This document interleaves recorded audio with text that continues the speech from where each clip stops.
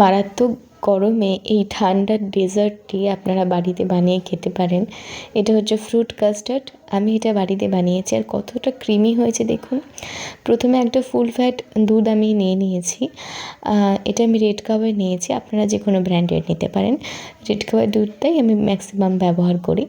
তো একটুখানি জাস্ট দুধটা গরম করে নেব, মানে ওই আমরা দুধ জাল দিই না যেভাবে, সেইভাবে আমি এটা গরম করে নেব। নেওয়ার পর আমি এটাকে ঠান্ডা করতে দেবো পাখার তলায়।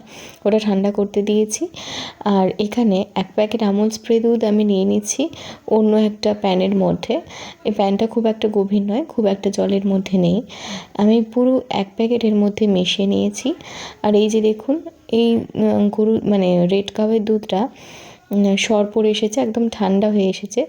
আঙুল দিয়ে দেখিয়ে দিচ্ছি এটা ঠান্ডা হয়ে গেছে, একদম হালকা উষ্ণ আছে। এই অবস্থায় আমি কাস্টার্ড পাউডারটা দিয়ে দেব। কাস্টার্ড পাউডারটা যদি একটু বেশি দেওয়া হয় তাহলে একটু বেশি ক্রিমি হবে, যেটা ডিপ ফ্রিজে রেখে দিলে আইসক্রিমও হয়ে যেতে পারে। মানে আইসক্রিম হয়ে যাবে ডিপ ফ্রিজে রাখলে এটা। আর যদি তোমরা কাস্টার্ড করে খেতে চাও তাহলে নর্মাল ফ্রিজে রাখতে হবে। আমি এখানে কাস্টার্ড পাউডারটা একটু বেশি ইউজ করেছি, তোমরা চাইলে কম বেশি করে নিতে পারো, সেটা তোমাদের চয়েস। একটু বেশি ইউজ করলে ক্রিমি স্ট্রাকচারটা একটু বেশি ভালো আসে। তারপরে আমি ওই যে আমুল স্প্রে দুধটা যেটা গুলে রেখেছিলাম না, ওটাও আমি দিয়ে দিলাম। দেওয়ার পর আমি এটা আবারও ভালো করে নাড়িয়ে নিচ্ছি। এখানে আমি কিছুটা বাতাসা দিয়েছি, গুড় ছিল না বলে। গুড়ের টেস্ট আমার খুব ভালো লাগে, সেই কারণে গুড়ের বাতাসা দিয়েছি। এখানেই শেষ না, আমি এখানে চিনিও অ্যাড করব, তবে গুড়ের বাতাসাটা দিলাম। চিনি অ্যাড করছি। এগুলো আপনারা আপনাদের টেস্ট মতন দেবেন। খুব বেশি চিনি বা খুব বেশি মিষ্টির প্রয়োজন নেই, কারণ ফ্রুট দিয়ে যখন আপনারা খাবেন, ফ্রুটটা তো এমনিতেই মিষ্টি হবে। একটা কথা না বললেই নয়, যতক্ষণ আপনি কড়াটা ওভেনটা জ্বলবে ততক্ষণ কিন্তু অনবরত নাড়তে হবে। নাড়ার পর ওটা একদম রেডি হয়ে যাবে, ঘন ঘন হয়ে গেলে ওটা ওভেনটা বন্ধ করে দিতে হবে। আর তারপর ফ্রিজে রেখে দেখুন এতটা ঘন হয়ে যাবে।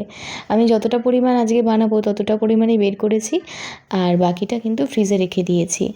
ওটা 4 ঘন্টার জন্য ফ্রিজে রেখে দিয়েছিলাম, আর অতটাই ঘন হয়ে গেছে। আমার বাড়িতে যে ফ্রুটগুলো ছিল সেগুলো নিয়েছি, আর কিছু ড্রাই ফ্রুট নিয়েছি চেরি, কোচানো নারকেল, আমসত্ত্ব, কিশমিশ, এগুলো আমার বাড়িতে ছিল, এগুলোই আমি দিচ্ছি। আপনাদের কাছে যেগুলো থাকবে সেগুলোই দেবেন। আমি আবারও বলছি, মানে যতটুকু বানাবেন ততটুকু সেদিনের জন্য বের করবেন, বাকিটা রেখে আপনারা 2 সপ্তাহ ধরেও খেতে পারবেন। শুধুমাত্র এয়ারটাইট কৌটোতে রাখতে হবে। তবে হ্যাঁ, ফ্রুট মেশানোর পর আপনি ফ্রিজে রাখতে পারবেন না, কারণ ফ্রুট মেশানোর পর ফ্রিজে রেখে যদি আপনি ওটা পরের দিন বা তারপরের দিন খেতে চান, তখন কিন্তু ওটা জল কেটে পাতলা হয়ে যাবে। এই ঘন স্ট্রাকচারটা কিন্তু একদমই থাকবে না। তবে হ্যাঁ, এই যে ঘন হওয়ার পর ঠান্ডা, মানে ফ্রিজে 4 ঘন্টা রাখার পর যখন আমি ফ্রুট মেশাবো, তারপর আমি খাওয়ার জন্য আরও 2 ঘন্টা ফ্রিজে রেখে দেবো, তাতে আরও বেশি ভালো লাগবে খেতে। দেখতেই পাচ্ছেন খুব ভালোভাবে মিশিয়ে নেব ফ্রুটটা। মিশিয়ে নেওয়ার পর আমি এটা ফ্রিজে রেখে দেবো। ফ্রিজে রেখে দেওয়ার পর আবারও 2 ঘন্টা ঠান্ডা করে নিয়ে তারপর আমি এটা সার্ভ করব। আর যখন এটা ওভেনের মধ্যে থাকবে, যখন কাস্টার্ডটা থাকবে, আমি তো অনেক শর্ট করে নিয়েছি ভিডিওটা, এত লং করব না বলে। যখন কাস্টার্ডটা ওভেনের মধ্যে আপনারা বানাবেন অনেকটা নেড়ে তখন কিন্তু ঘন হয়ে গেলেই, হালকা ঘন হয়ে গেলেই নামিয়ে নেবেন, কারণ ফ্রিজে দিলেই এটা অনেকটা ঘন হয়ে যাবে।